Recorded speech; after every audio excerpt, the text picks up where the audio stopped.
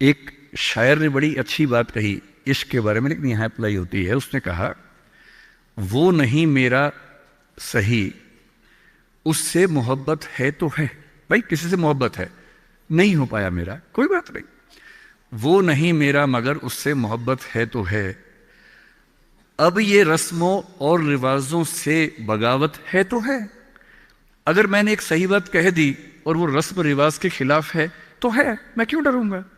जो मुझे ठीक लगा, अपने ईमान के मुताबिक लगा, मैंने कहा तो मैं करूंगा।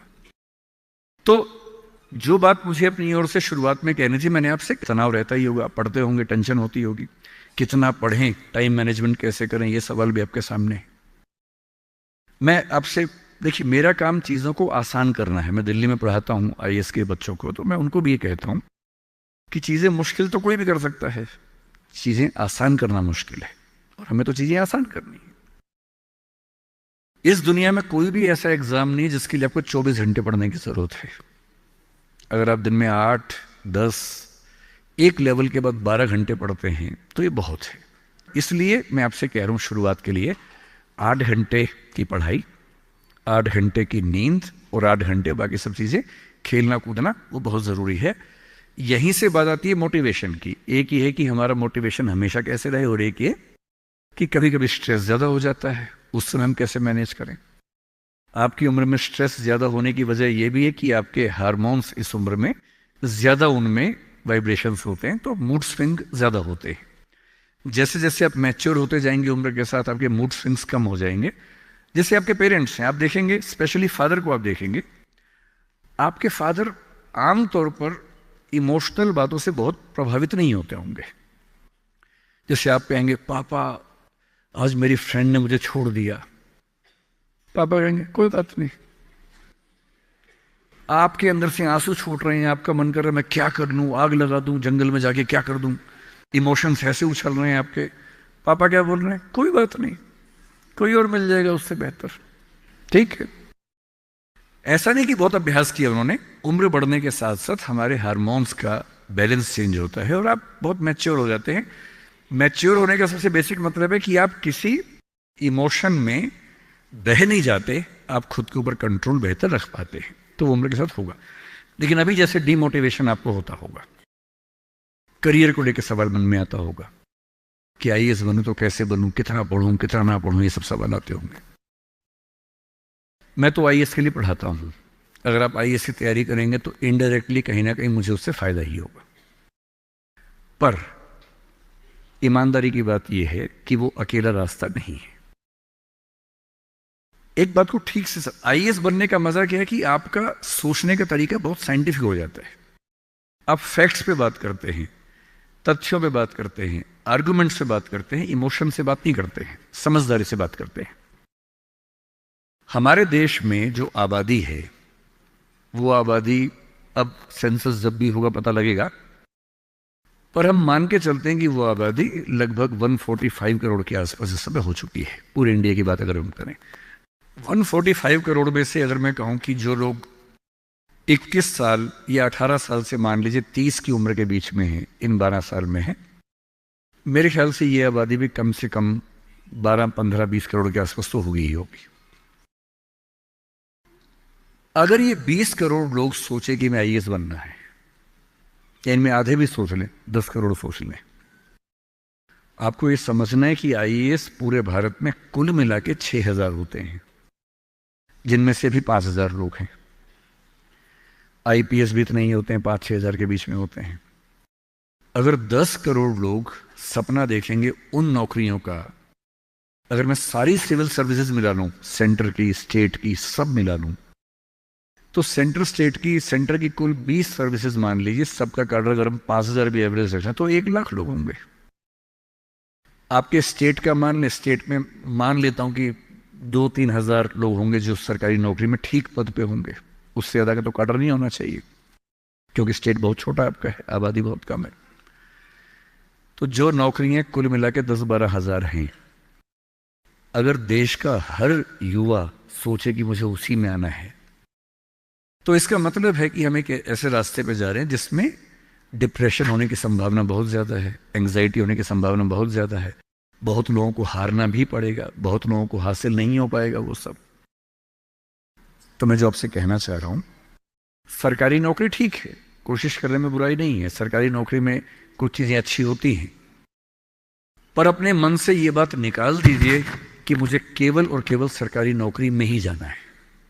दुनिया में तमाम रास्ते हैं और मैं कुछ रास्ते आपको हिंट करता हूं इस चीज का। जैसे मैं खुद एक एग्जांपल हूं, मैं सरकारी नौकरी में रहा, मैं दिल्ली यूनिवर्सिटी में लेक्चरर था, पहले असिस्टेंट प्रोफेसर था, 2 कॉलेजेस में पढ़ाया मैंने वहां।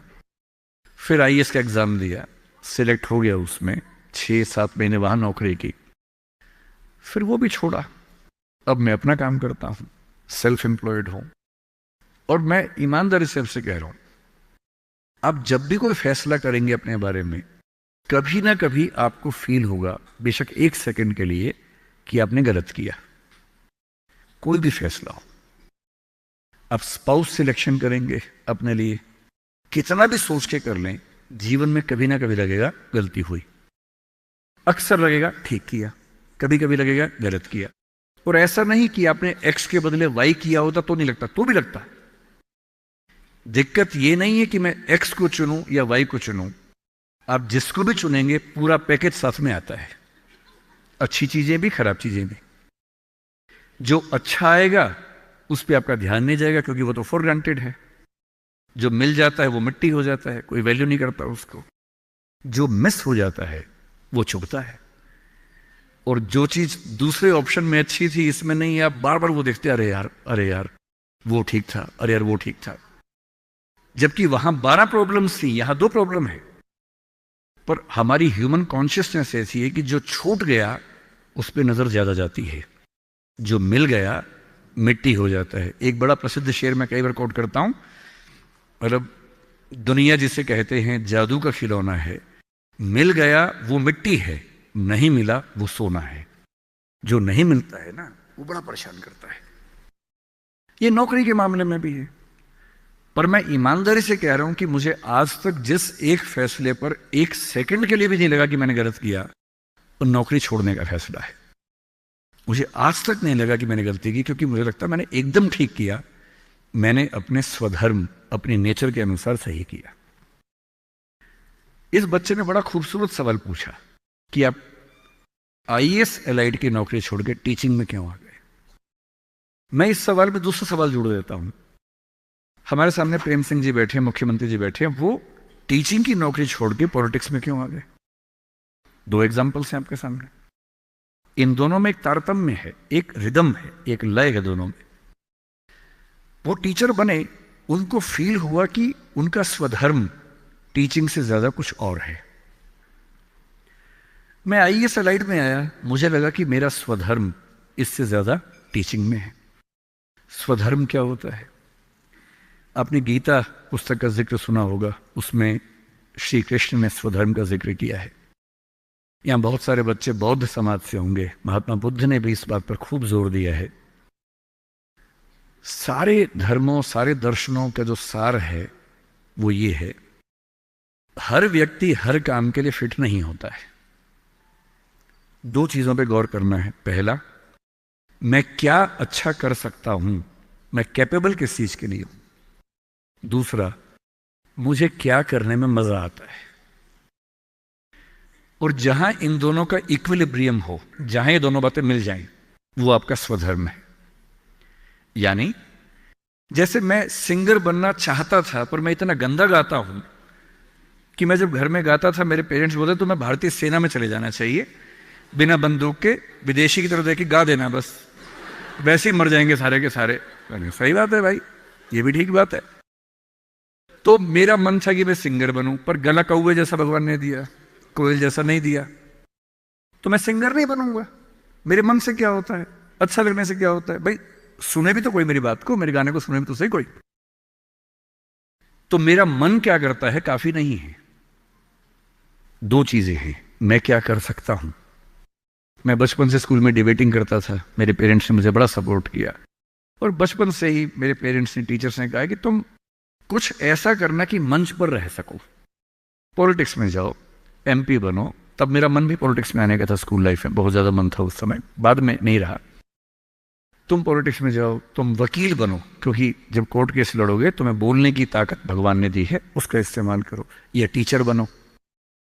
टीचर की छवि हमारे समाज में बहुत अच्छी नहीं होती थी, हालांकि मेरे पेरेंट्स टीचर ही हैं दोनों, पर हमारे समाज में टीचर की छवि होती है। और हमारे देश का दुर्भाग्य है कि जो प्रोफेशन देश को गढ़ता है उसकी छवि बहुत अच्छी नहीं है।